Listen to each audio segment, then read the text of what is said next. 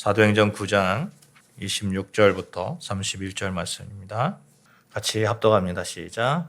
사울이 예루살렘에 가서 제자들을 사귀고자 하나 다 두려워하여 그가 제자됨을 믿지 아니하니 바나바가 데리고 사도들에게 가서 그가 길에서 어떻게 주를 보았는지와 주께서 그에게 말씀하신 일과 담에게서 그가 어떻게 예수의 이름으로 담대히 말하였는지를 전하니라. 사울이 제자들과 함께 있어 예루살렘에 출입하며 또 주의 예수의 이름으로 담대히 말하며 헬라파 유대인들과 함께 말하며 변론하니 그 사람들이 죽이려고 힘쓰거늘 형제들이 알고 가이사라로 데리고 내려가서 다수로 보내니라.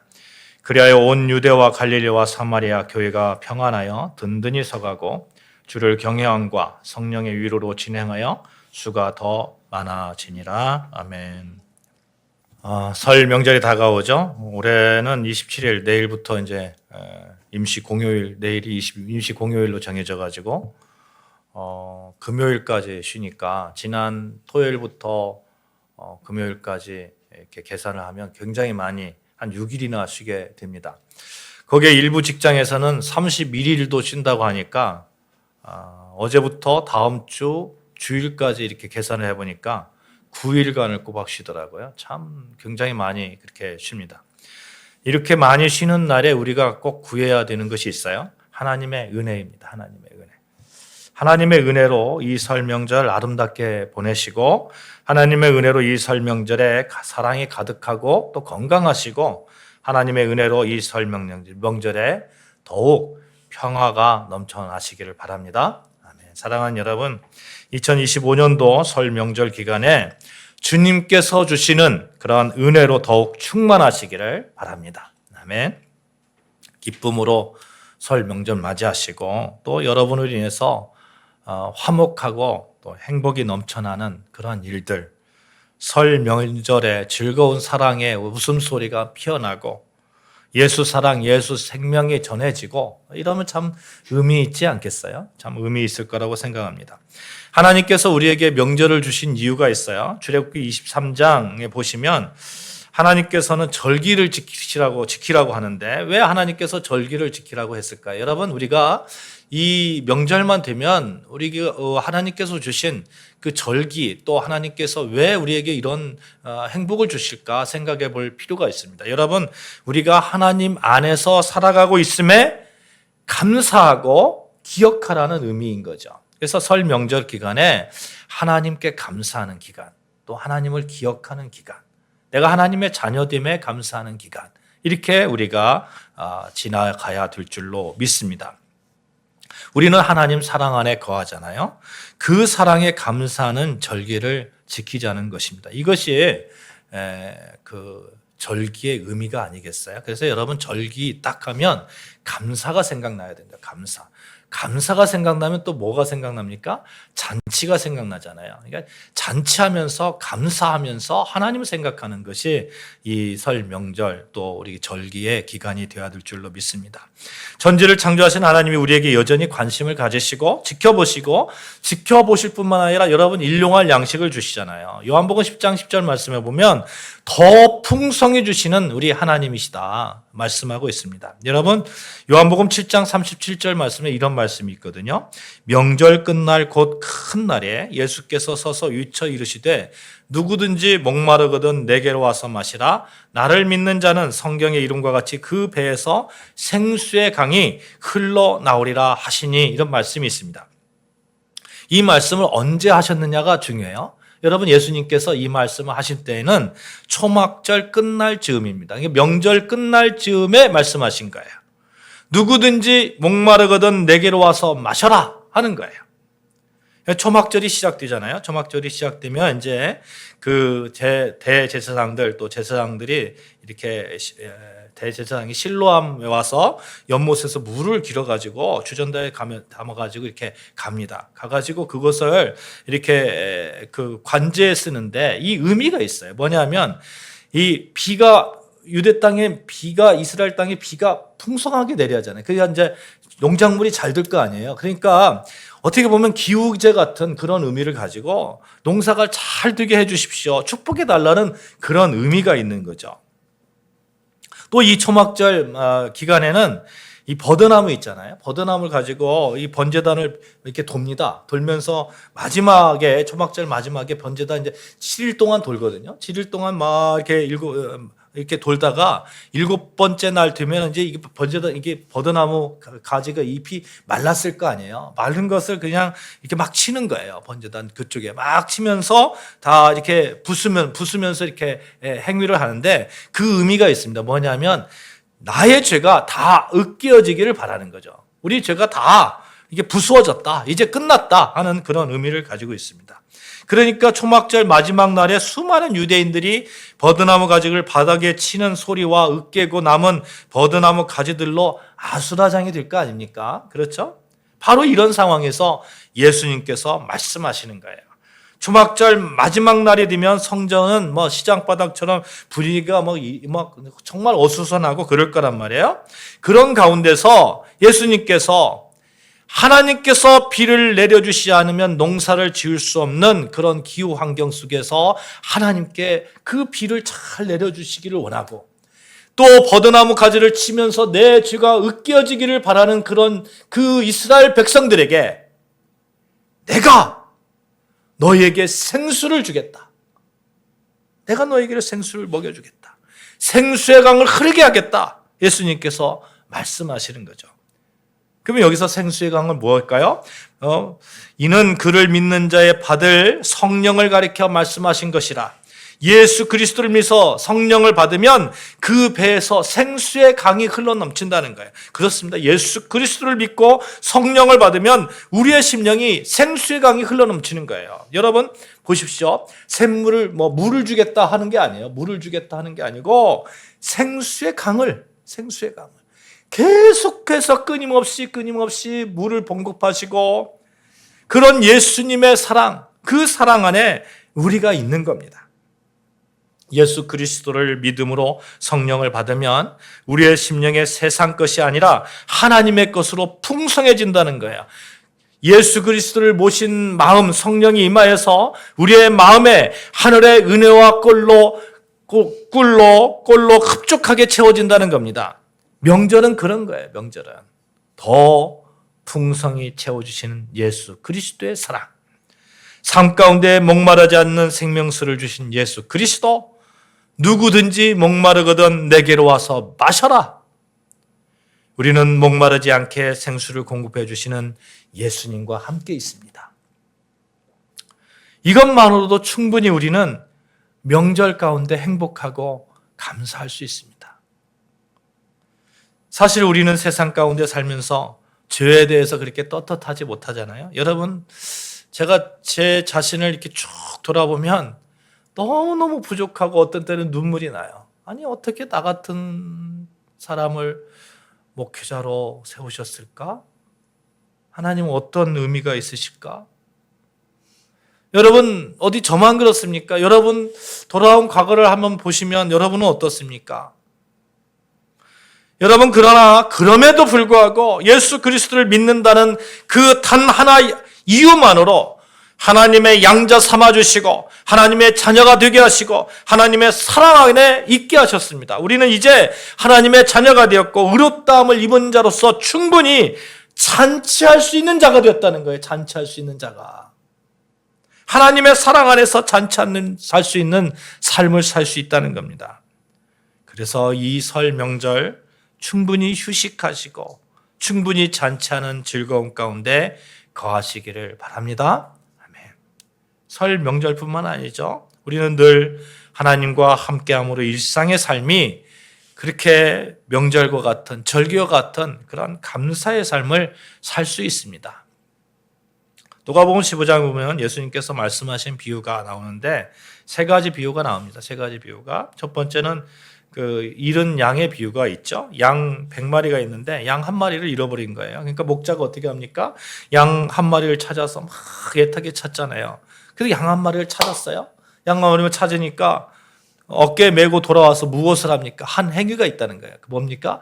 잔치예요, 잔치. 두 번째 비유가 잃은 드라크마를 찾은 여인의 이야기죠. 10 드라크마가 있는데 하나 잃어버렸어요. 등불을 켜가지고 집안을 싹 뒤져서 그렇게 찾아냈어요. 찾아내니까 역시 친구들을 불러서 잔치를 하는 거예요. 세 번째 비유는 잃어버린 아들 이야기입니다. 둘째 아들이 아버지의 재산을 가지고 방탕한 생활을 했어요. 근데 다시 돌아왔어요. 돌아오니까 그 아버지가 야 배은망덕한 놈아 이러면서 쫓아보냈습니까? 그렇지 않잖아요. 송아지를 잡고 뭐 이러면서 정말 잔치를 하잖아요. 하나님은 한 생명을 귀히 여기시면서 아낌없이 잔치하시는 분이라는 거예요. 여러분과 저를 위해서, 돌아온 여러분과 저를 위해서 잔치하시는 분이라는 거예요. 하나님을 믿으면서 여러분 우리는 충분히 잔치의 그런 삶 가운데서 살 수 있습니다. 그것도 나 때문에 하나님께서 잔치하는 거예요. 여러분 때문에 하나님께서 잔치하는 거예요. 사랑하는 여러분, 그러니 우리는 즐거운 가운데, 정말 행복한 가운데, 감사 가운데 살아갈 수 있는 거예요. 어떤 사람은 기독교는 하지 말라는 게 너무 많대요. 하지 말라. 뭐 그래서 억압하는 종교다 이렇게 말씀하시는 분도 봤습니다만, 그러나 기독교는 사람을 누르고 억압하는 종교가 아니라 밝고 즐겁고 행복하고 감사하는 삶을 사는 거예요. 여러분 그 세상에서 이렇게 보시면 감사하는 삶을 삽시다, 감사합니다 하시는 분들이 대개 누굽니까? 대개 기독교인들이에요. 대개 그렇습니다. 여러분 우리는 그런 삶을 살고 있는 거예요. 수고하고 무거운 짐진자 다 내게로 오라. 내가 너희를 쉬게 하리라. 아무것도 염려하지 말라. 다만 너희 필요한 것을 감사로 하리라. 주 안에서 항상 기뻐하라. 내가 다시 말하는 기뻐하라. 우리는 기뻐하면서 감사하면서 늘 절기 가운데, 늘 명절 가운데 살아가는 거예요. 생활이 팍팍하더라도. 오늘 또 아침에 오는데 사모님께서 그런 말씀 하시더라고요. 경제가 너무 어렵다고. 작년보다 너무 어렵다고. 정말 코로나보다도 더 어려운 그런 시대를 살고 있어요. 그럼에도 불구하고 우리는 우리의 삶을 하나님께 맡기며 감사하는 거예요. 하나님께서 지켜주시니까, 하나님께서 인도해 주시니까. 그래도 결과적으로 보면 먼 훗날 우리의 삶을 돌아볼 때에 감사의 삶을 살았습니다. 하나님께서 지켜주시는 그 삶을 살았습니다. 여러분 우리가 그렇게 고백할 줄로 믿습니다. 아멘. 여전히 우리는 감사할 수 있습니다. 특별히 우리 설 명절에 흩어져 있는 친척들을 만날 것인데 여러분 감사의 삶을 나누시기를 바랍니다. 가족도 공동체에게 감사와 사랑이 이렇게 사랑을 나누면서, 예수 사랑을 나누면서 그렇게 설 명절을 지키자는 겁니다. 건강한 가정은 몇 가지 공통점이 있다고 하죠. 감사와 헌신이 있다는 거예요. 또 가족 간에 잦은 대화가 있답니다. 그래서 막 대화하면서 깔깔거리면서 웃으면서, 제가 집에 가면 너무 말이 많아요. 말이 많으니까 우리 그 사모님이랑 뭐 자녀들이 뭐라고 하냐면 아빠는 너무 말이 많아 그러더라고요. 근데 제가 사실은 의도적으로 그렇게 하는 거예요. 안 그러면 제 성격에 이게 탁 막을 수 있어요. 여러분 또 함께하는 시간이 많아야 된다고 합니다. 그래서 저는 되도록이면 저녁 시간은 같이 먹었으면 좋겠어요. 여러분 우리가 사실 설날에는 서로 헤어져서 살던 형제들이 고향에 이렇게 모이잖아요. 뭐 고향이든 어디든 모이잖아요. 그 가운데서 인사도 하고 만나야 할 친구들도 참 많이 있습니다. 여러 가지 음식 장만도 하고 오고 가는 길 가운데 뭐 차량이 막히고 뭐 이런 모든 일들이 있잖아요. 너무 바빠집니다. 그래도 설날 명절이 좋은 것은, 설날은 우리가 기대하는 것이 있어요. 뭐냐면 가족의 사랑이고 그로 인한 감동이고 부모님의 따뜻한 그런 것을 느낄 수 있고 부모님을 더욱 추억할 수 있는 거예요. 어제 저희 큰딸아이가 아빠 그 요즘 AI가 저기 하는데 그런 거 있잖아요. 이거 곡을 쓰고 아빠하고 이렇게 뭐 이렇게 그 뭐라 그러죠? 그걸? 이거 뭐라 그래요? 이게 쓰는 걸 뭐라 그래요? VR 기기. 미안해요. VR 기기를 쓰고 예. 그거하고 비슷하게 생겼잖아요. VR 기기를 쓰고 부모님을 만난다면 어느 시기에 만나고 싶어? 물어보는 거예요. 그 얘기를 듣는 순간 그냥 눈물이 팍 도는 거예요. 나 안 만날래. 나 안 만날래. 너무 미안해서 안 만날래. 너무 미안해서 안 만날래. 여러분, 우리가 부모님을 생각할 수 있잖아요. 부모님 생각하고 부모님 추억할 수 있고 그렇잖아요.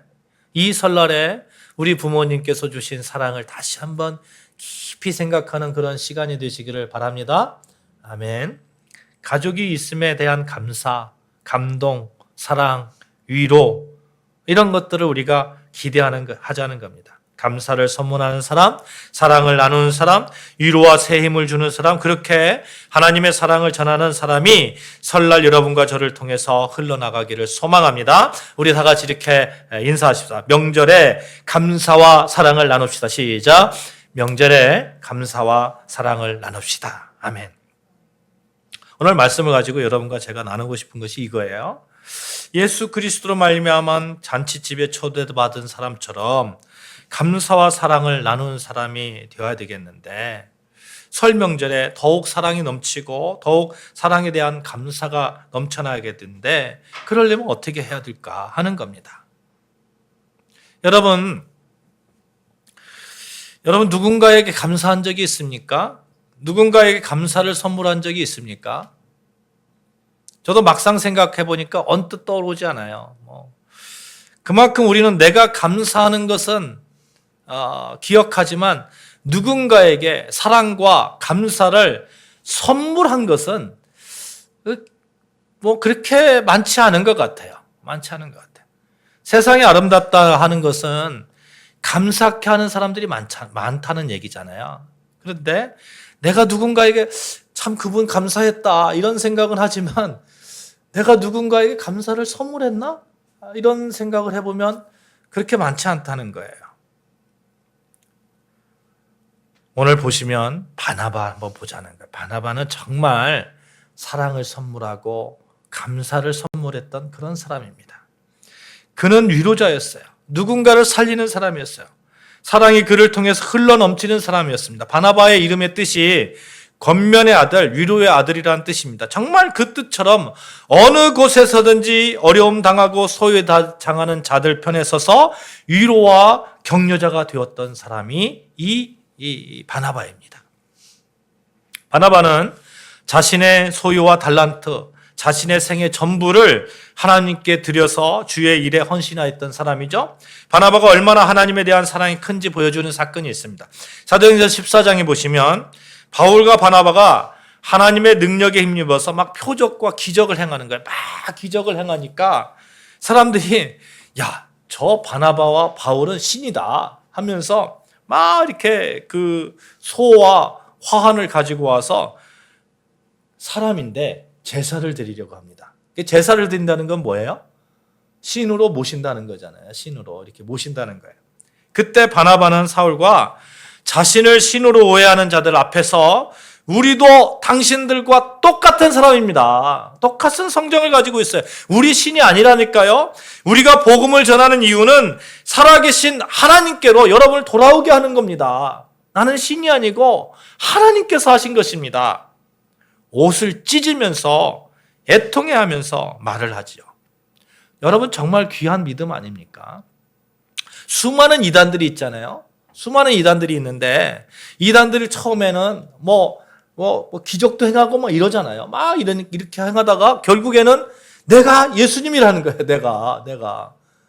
내가 메시아라는 거예요. 그렇게 사람은 교만하기 쉬운 거예요. 지금 사람들이 와가지고 당신 신처럼 모시겠습니다. 이런 상황 속에서 바나바와 바울 아니요. 하나님께서 하셨습니다. 하나님께서. 이런 겸손의 사람이 바나바였다는 것입니다.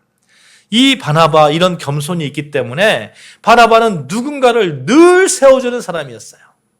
여러분 이번 설 명절에 우리가 이제 그 가족들을 만날 거 아닙니까? 가족들을 만나면 이런저런 얘기하잖아요. 이런저런 얘기하고 자랑도 하고 되게 자랑하다 하잖아요. 자랑하면 막 속에서 막 조금 이렇게 그 갈등이 오잖아요. 서로 안 그렇습니까? 갈등이 올 때에 여러분 그분을 세워주는 여러분 되시기를 주님의 이름으로 축복합니다.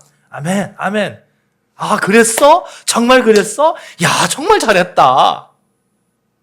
여러분, 또 누군가가 좀 실수를 하잖아요. 실수를 하면 그 실수를 들춰내가지고 왜 그랬어? 이런 것이 아니라 그 실수 가운데 그래, 그럴 수 있지. 그런데 다시 일어날 수 있어. 다시 할 수 있어. 여러분, 그 실수를 감싸주고 사랑으로 이렇게 채워주는 여러분 되시기를 주님의 이름으로 축복합니다. 이 바나바가 그런 거예요. 바나바가 이제 1차 선교여행 시 바울과 바나바, 마가가 이렇게 같이 선교여행을 했습니다. 그런데 선교여행이 얼마나 힘들었겠어요. 그죠? 되게 힘든단 말이죠. 이 힘든 가운데 마가가 전도를 포기하고 예루살렘으로 돌아가 버립니다. 그게 한마디로 왜 그랬는지 구체적인 그 이유는 적어 있지 않습니다만 고생하고 심리적인 부담도 있고 그렇게 사람들이 자기가 생각했던 것과 같지 않고 이런 것이 있었을 거 아닙니까? 그러니까 이 예루살렘으로 도망가 버려요. 이게 바울은 성정이 올곧은 사람이에요. 아니면 아니고 기면 긴 사람이에요. 그러니까 2차 전도여행 하는데 마가를 데리고 가자 하는 문제로 이 바나바하고 아주 바울이 심하게 싸웁니다. 아주 그냥 성경에서 굉장히 이렇게 표현해 보면 너무 심하게 싸워서 둘이 갈라섰다고 하니까 바울은 마가가 안 된다는 거예요. 마가가 안 된다는 거예요. 그애 떠났지 않느냐? 우리 배신했지 않느냐? 이런 거예요. 바나바는 그래도 같이 가려고 하는데 다시 데리고 갑시다. 한 번 더 기회를 줍시다. 이런 거예요. 결국 이 문제로 바울과 바나바가 서로 다른 팀을 꾸려서 2차 전도여행을 떠나게 되었습니다. 아무튼 아무 말 없이 예루살렘에 도망가 버린 마가를 품어준 사람이 누구예요? 바나바입니다. 바나바는 이렇게 사람을 품어주는 사람이었어요. 나중에 마가가 어떤 사람이에요? 마가가 최초의 복음서인 이 마가복음을 쓴 사람이 마가입니다. 마가예요. 그때 품어주지 않았으면 아마도 회복하는데 상당한 시간이 흘렀지 않았을까요? 그렇죠? 여러분, 바나바는 바울의 서신의 그림자 같은 역할을 한 사람인데 바나바는 인물을 키우는 옥토가 되어서 30배, 60배, 100배의 열매를 맺었던 것입니다. 그래서 이 설명절에 누군가가 이렇게 자랑하면 더 자랑할 수 있도록 이렇게 칭찬해주고 누군가가 실수하면 여러분 이렇게 좀 안아주고 이해해주고 그런 바나바 같은 사랑을 나누는 우리들이 되었으면 좋겠습니다. 아멘. 우리는 할 수 있습니다. 내게 능력 주시는 자 안에서 내가 모든 것을 할 수 있느니라. 바나바처럼 유로자가 되고 감사를 선문하는 자가 되고 사랑을 나누는 사람이 될 수 있습니다. 그 믿음을 가지고 여러분 이 설 명절에 인정해 주자는 거예요. 누군가를 좀 인정해 주자는 거예요. 바나바는 그런 면에서 아주 특출했던 사람 같아요. 바나바가 이제 바울을 추천한 것은 바울이 그만큼 능력이 많아서 그렇다 이런 사람도 있고 아니면 바나바가 현재가 아닌 미래를 봐서 바울을 이렇게 키워준 것이다 이런 분도 계시고 바나바의 성정이 아닐까요? 성정이 바나바의 성품이 사람을 살리는 사람이었다는 거예요. 사람을 세워주는 사람이었다는 거예요. 여러분, 우리 아름다운 교회 성도들은 사람을 세워주는 사람, 사람을 살리는 사람 여러분과 제가 되어주시기를 주님의 이름으로 축복합니다. 아멘. 사람을 깎는 사람이 아니라 어떻게 해서든 비판하는 사람이 아니라 사람을 세워주고 살리고 우리 교회가 그런 교회가 되었으면 합니다. 아니면 우리 교회는 그런 교회입니다. 27절 말씀과 같이 사실을 있는 그대로 인정하였던 것이죠. 바울이 다메섹에서 어떻게 주님을 만났는지에 대해서 그 사실을 있는 그대로 보았고 또 팩트를 얘기합니다. 사람들은 보통 있는 그대로 보지 않습니다. 시기심을 가지고 보거든요. 자기가 좋아하는 사람에 대해서 장점을 크게 이야기하고 그 싫어하는 사람에 대해서 단점을 더 크게 얘기합니다. 그렇죠? 더 크게 합니다. 감정이 앞서는 것이 아니라 사실을 사실대로 볼 줄 아는 눈, 이 가운데서 감동을 선물하고 사랑을 선물하는데 장점이 있으면 장점을 얘기하고 그런 거죠. 여러분, 바나바는 그런 사람이었어요. 바나바는 26절을 제가 읽겠습니다. 사울이 예루살렘에 가서 제자들을 사귀고자 하나 두려워하여 그가 제자됨을 믿지 아니하니. 바울이 이제 제자들과 예수님을 만나고 제자들과 이제 만나서 이제 제자들을 사귀려고 해요. 근데 바울이 어떤 사람이었습니까? 처음에 예수 믿는 사람들 핍박했던 사람 아니에요? 핍박한 사람 아니에요? 심지어 결사들을 이끌고 잡으러 다녔던 사람입니다. 그런 사람이 어느 날 갑자기 예수님을 믿는다고 하니까 예수님과 제자들과 가까이 지낸다고 하니까 쉽지 않은 거예요. 이렇게 색안경을 끼고 볼 거 아닙니까? 의심의 눈초리로 봤어요. 심지어 두려워하기까지 합니다. 바울을 어떻게 믿을 수 있을까? 이때 바나바가 그의 보정이 되는 거예요. 다리가 되고 디딤돌이 되는 겁니다. 여러분, 우리가 누군가를 살리는 디딤이 되었으면 좋겠다 하는 겁니다. 바나바는 이 바울을 보증하면서 바울에 대해서 설명하는 거예요. 사실이라고. 예수님 만난 거 사실이라고. 사랑하는 여러분, 바나바를 통해서 사도 바울의 사역이 얼마나 넓어졌습니까? 제자들에게 인정받고 그 뒤로 바울의 사역에 전통성이 생기고 그로 인해서 담대하게 세상 끝까지 나가서 복음을 전하는 그 힘, 바나바를 통해서 바나바가 디딤의 역할을 한 거죠. 28절, 29절 다시 한번 같이 봉독하겠습니다. 같이 합니다. 시작. 사울이 제자들과 함께 있어 예루살렘에 출입하며 또 주 예수의 이름으로 담대히 말하고 헬라파 유대인들과 함께 말하며 변론하니 그 사람들이 죽이려고 힘쓰거늘 형제들이 알고 가이사라로 데리고 내려가서 다수로 보내라. 당시 교회는 헬라파 유대인들에게 약했습니다. 그런데 헬라 말에 유창하고 지성으로 무장된 바울이 그들에게 복음을 전하였고, 그 결과 사역이 막 넓어지는 거예요. 얼마나 담대하게 복음을 전했는지 바울을 죽이려는 사람들이 생겨나고, 그래서 다른 곳으로 이렇게 이동해야 되는 그런 상황까지 이어졌습니다. 바나바 정말 멋진 사람 아니에요? 사도행전 4장 36절 37절을 보면 바나바가 성경에 등장하는 장면이 나오는데요. 제가 읽어드릴게요. 그브로에서 난 내유족 사람이 있으니 이름은 요셉이라 사도들이 일컬어 바나바라 하니 그가 밭이 있음에 팔아 그 값을 가지고 사도들의 발 앞에 두니라. 그는 하나님의 비전을 향해서 성장하고 있던 교회를 위해서 자기에게 있던 것을 아무 조건 없이 내어놓은 그런 사람입니다.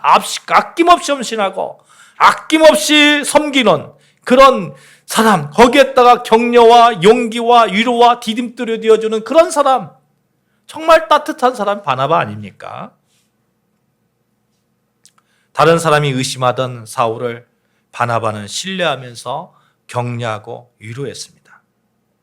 바나바가 아니었다면 기독교 역사상 예수님 다음으로 가장 이렇게 사역을 잘 감당했다고 말하는 이 사도 바울을 우리가 어쩌면 잃어버렸을지도 모릅니다.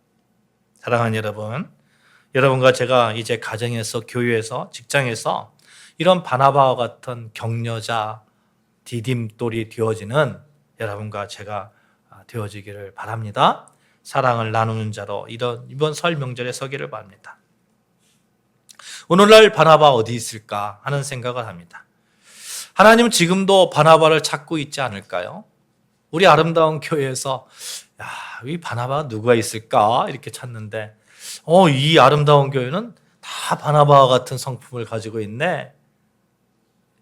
이런 하나님의 그런 흡족한 미소 어떨까요? 그러면 참 좋지 않겠습니까? 사랑하는 여러분, 우리 교회에 감사가 있는 교회, 사랑이 넘치는 교회, 감사와 또 누군가를 세워주는 그런 교회. 이번 설 명절 수많은 사람들을 만나고 가족을 만납니다. 이 명절 감사가 없다고 하는 이 시대에, 사랑이 없다고 하는 이 시대에 바나바와 같이 그렇게 사랑을 나누고 감사를 선물하며 누군가를 세워주는 여러분과 제가 되어주시기를 주님의 이름으로 축복합니다. 아멘. 기도하시겠습니다. 하나님 아버지,